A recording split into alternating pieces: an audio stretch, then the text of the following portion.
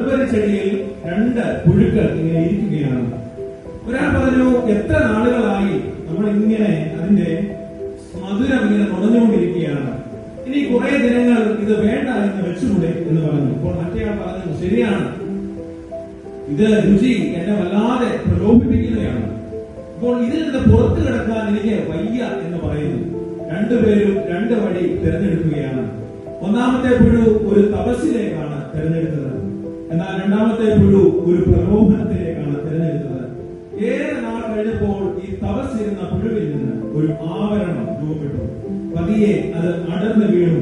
അതിൽ നിന്ന് ഒരു ചിത്രശലഭമായി അത് പറന്നുയർന്നു എന്നാണ് നമ്മൾ ഈ കഥയിലൂടെ പറയുന്നത്.